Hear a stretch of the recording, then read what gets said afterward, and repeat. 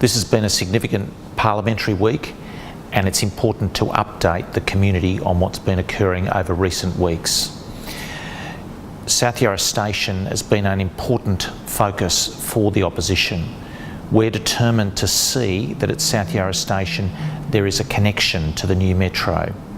Labor and Daniel Andrews plan to disconnect two of the railway lines, the Cranbourne and Pakenham line, from that important new rail corridor. This is a very bad idea given the growth of population in South Yarra, the enormous density that's developing there. You don't want to disconnect lines, you want to add more. We've put forward a motion this week, which will be debated in future weeks, which will seek to force the government to negotiate on key planning issues. It's wrong for the government to build a major transport project like this without capacity for a station, a full station at South Yarra into the future. Also along the metro corridor, and I mean this is a very important project, it's a large project, but it's one that's got to be got right. Labor, of course, have a poor history with major projects. Mikey and Diesel come to mind as projects that they've botched, and I don't want to see them botch a major project like the metro. But along St Kilda Road, the magnificent boulevard is at risk from Labor's current plan with the metro. They are seeking to do a cut and fill operation, a massive cut and fill operation which will cause chaos for the best part of 5 years and see us lose the important Heritage Boulevard along St Kilda Road. This need not be the case.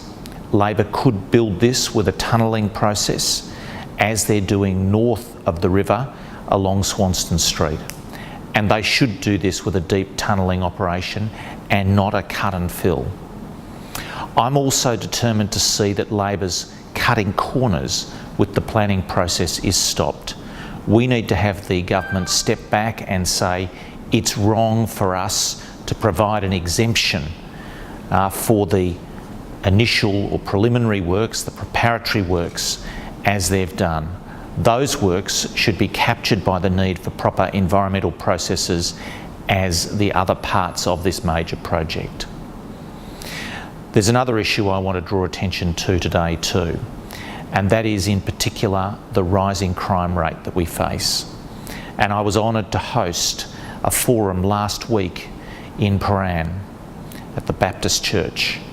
There were almost 100 people who attended that forum, and it was very clear that a message was sent by the community. The community want proper protections and they want proper policing. Labor hasn't got enough police in place, and decisions by Daniel Andrews to weaken bail laws, to weaken parole laws, and to not enforce the law properly have put us all at risk. We've seen the rise of the Apex gang and others. We've seen the rise of youth crime, and Daniel Andrews has stood by and not acted as he should have. Tony Fiolides from the jewellery store, Imp Jewellery on Toorak Road, was at the forum. His shop, a local trader, has faced the full force of this crime wave. It's been robbed twice, and the footage on my Facebook site shows the African Apex gang at work. A shocking piece of footage, and I think the community, understandably, is very concerned. Just the same as the terrible things that occurred in Burke Street just a week or two ago.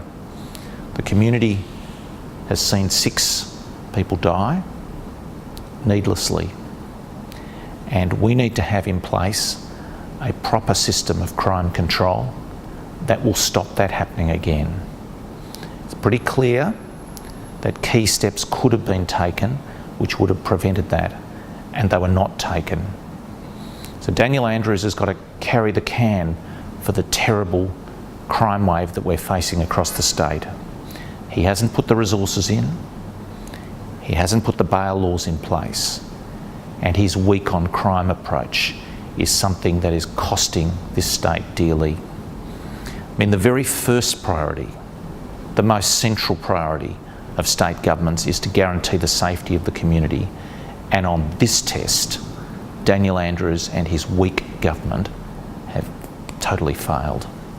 I think the community has had enough, and the forum I hosted last week made it clear to me the community has had enough. Examples were brought forward of very violent crimes in the local area, and I think the community want this stopped, and the Liberal Party has been prepared to put bills in Parliament and has been prepared to fight for the community and put in place proper protections. On another matter, and quite a different matter, this is an important celebration at this time with the Queen's her Sapphire Jubilee. That Sapphire Jubilee is a very important marker for us of the great stability of our political system and the great contribution that Queen Elizabeth II has made. I've written to her and I've conveyed on behalf of Southern Metropolitan Region and my constituents our thanks for the magnificent contribution that she has made over 65 years. I think we can all be proud of that, and importantly her close personal connection with Victoria and Melbourne. I saw that in evidence at the opening of the Royal Children's Hospital. As Health Minister, she opened that hospital, and I must say I was very proud to have been part of that official opening.